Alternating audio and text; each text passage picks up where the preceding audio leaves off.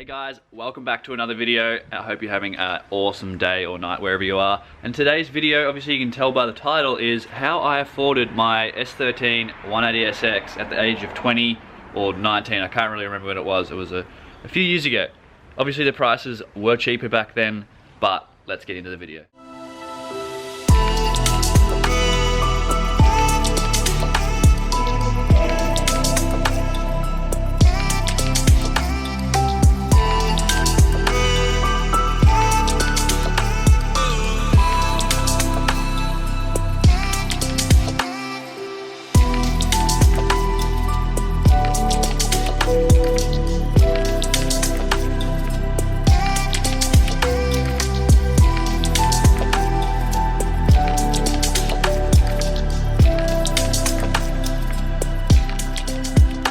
You're probably wondering, Mez, how did you afford your 180SX S13? Well, I pretty much got a job at a supermarket over summer, obviously, and I literally worked every day. I might have had like 1 day off or 2 days off here and there, but I worked all the public holidays. I worked every day that I got asked to work. I covered every shift in the Facebook group. Whenever someone said, I need a cover, I would cover it. And I literally just did that for a whole summer. So I just worked like Boxing Day and like all the public holidays. So I made the double time and all that stuff.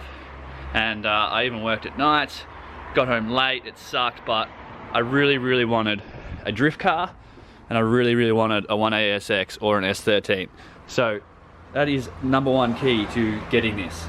So I dropped out of school finishing year 10, right? And I pretty much went on to work straight away. I didn't really know if I wanted a car then. I think I was just turning 17. And so I didn't know if I really wanted a car. So yeah, I didn't really know if I wanted a car back then, but I have been working since I was 17 on and off. So pretty much I became a tradie, I became a chippy, and I started working for my dad's company and slowly putting money aside. Obviously it's not good pay when you're that young and just a labourer, but you know, it's still money, and I was still doing it. Obviously while you're still in school, you can go and get a weekend job or get a job for after school and still save up money. And a key to saving money is you may get all these games coming out and all those, like, you know, games and playing games like every night, or buying a game like every week on Steam because they're 30 bucks, it doesn't matter, but every little transaction counts, and you should probably just save your money. And even going out with the boys when you're like 17, 16, 18, drinking every weekend, I didn't really do that.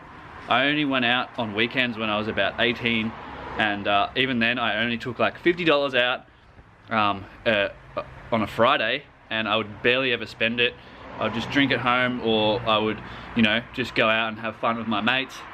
Surely that doesn't sound, oh man, you're not hard, but sometimes you gotta do it if you want to save money. And if you do that and your mates are like, man, just come out, and you don't want to come out and you don't want to spend all that money getting like pissed and how much fun you had, just when in the future, when you have a car that you really wanted in the future, then you can show it to them and you can say, man, look, this is what I got.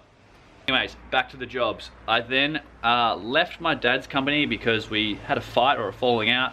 It's tough living with your dad and working for your dad at the same time. It gets a bit tricky. Anyway, so I left and I went and did I built country styled gates. I might pop it up here if I can find some. They were sick. That was a decently paying job, and I still saved money while, you know, paying rent. And I lived at my brother's house. That was good rent. He didn't overcharge me, but he didn't undercharge me, and I still could save money. And then after that job, I think I went and worked at a cafe because I went to Europe just after that job and spent a little bit of my money. You gotta do it sometimes. And so I got the cafe job, and then I went back and I think that's when I worked at the supermarket. And then after the supermarket, I am now working back with my dad. It's funny, I know, but that is how I'm making all of my money now. Pretty much all I'm trying to say is if you really want something, then you can get it by just getting a simple job after school, or obviously if you're leaving school you can go get a job and save, and don't spend it on too much dumb stuff. It's okay to like do buy dumb stuff. Like I have an awesome PC that I wanted, and I have, you know, all this dumb stuff where I could be spending it all on this car, but you know, you gotta spend it in other things if you don't want to get burnt out on just one thing. So pretty much just work as hard as you can, but don't burn yourself out. Don't do something boring and dumb where you just want to kill yourself. I've had no help from my parents whatsoever to buy this car or to buy my SS when I had my SS. So some people out there may think I have, but I haven't. It's just me, you know, I'm pretty frugal and all that stuff, and that's pretty much the story of how I bought my 180SX. It was a fun trip.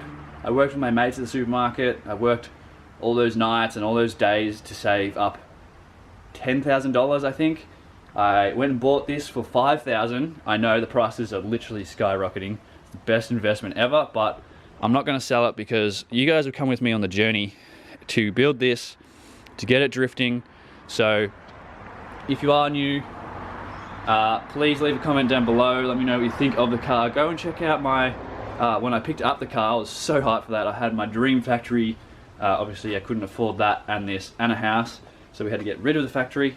If I missed anything, or you would like to know anything about like how I save or how I do all that stuff, let me know down in the comments, and I'll try and leave a comment or like a Instagram message me or whatever, and I'll try and tell you how I save and how I try not to spend my money and all that stuff, and I try and spend all my money on the car for content for you guys. So if you want to know that, just message or whatever.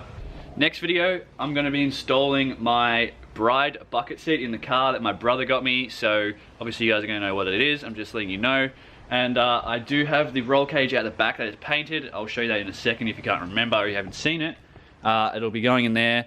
I'm going to try and fit my rear seats around it and like put it in first, fit rear seats around it, and see what I can do. See if I can make the car looking a bit stock on the inside, but have the roll cage. And then I can go and get a roadworthy certificate. And obviously I will have the bucket seat in there, but see if I can get away with it. And then I really do want to fit my wheels back on again, because it's kind of annoying me having them inside and just sitting there doing nothing.